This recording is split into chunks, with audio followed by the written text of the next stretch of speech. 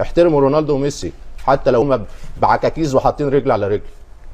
بس انت من امس وانت قاعد توجه رسائل قويه لا اصل انا للجميع. انا ما احبش الاسماء الكبيره دي، النقد كده عمال على بطال. دول لهم تاريخ كبير، حتى لو يتمشى وجودهم فقط لا غير يرهب المنافسين. يا راجل ده في منتخب غانا، مباراه غانا رونالدو يتحرك شمال ياخد معاه 3-4.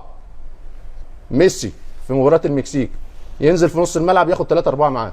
الكوره بس مش هو معاه الكوره، المساحات والامكانيات، وبيفتح لزمايله مساحات وتمريرات، ويجي لك في لحظه يقلب النتيجه. فاستمتعوا يا رونالدو انتوا وميسي، عاوزين تمتعونا وان شاء الله توصلوا لادوار نهائيه. والمناظر الممتعه للوسيل استاد النهائي 18 ديسمبر. ممكن احد المرشحين للمنتخب البرتغالي اللي على الورق عنده افضل سكواد، على الورق افضل سكواد في كاس العالم على الورق، بس محتاج مدرب. يقال بان المدرب لا يرتقي لمستوى او حتى مستوى اللاعبين الموجودين داخل.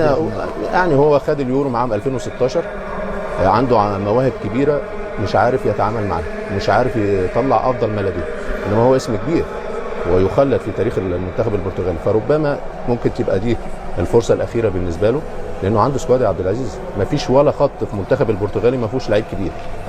بتتكلم على خط الدفاع دياس كانسيلو، بتتكلم على وسط الملعب برونو، برناردو سيلفا، رونالدو، جواو فيليكس. لا، وما بيقدموش كره ولا ربع الامكانيات الموجوده، ورغم كده بيكسب. اجي بقى لرونالدو. اولا المنتخب البرتغالي بوجود رونالدو عنده 2 مدربين، واحد بره الملعب وواحد جوه الملعب، واللي جوه الملعب هو اللي بيحدد شكل البرتغال. مع احترامي لكل الكلام يقول لك كبر ما كبرش، انا اتفرجت على المباراه الاولى. هو الظروف اللي داخل بيها البطوله ومشكلته مع مانشستر يونايتد ظروف صعبه، وادته دافع كبير. والاحاديث حول لقاء برونو فرنانديز الاول مع كريستيانو وما جرى في عمليات الاحماء او التمارين مع كانسيلو زادت من هيجان الاعلام. انا اول مره اشوف رونالدو بيعيط في النشيد الوطني.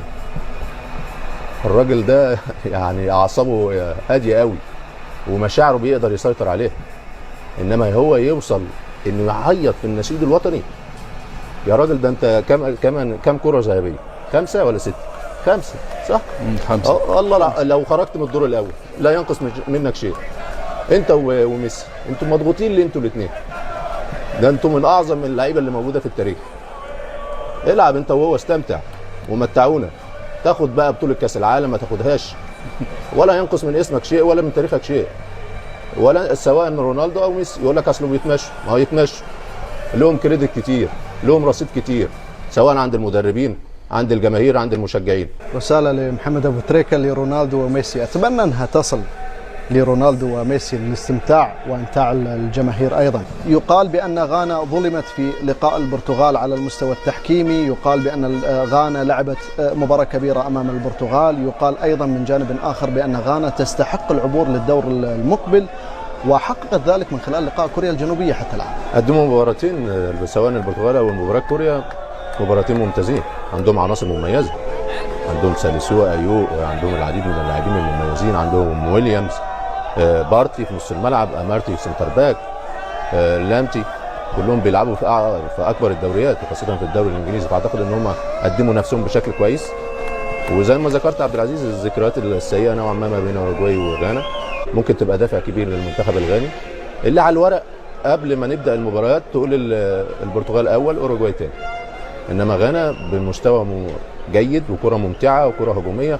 اعتقد قدمت نفسها بشكل كويس. المباراه الاخيره بالنسبه له هتبقى مباراه مهمه، انما اعتقد زي ما بقول هو قلب اوراق هذه المجموعه.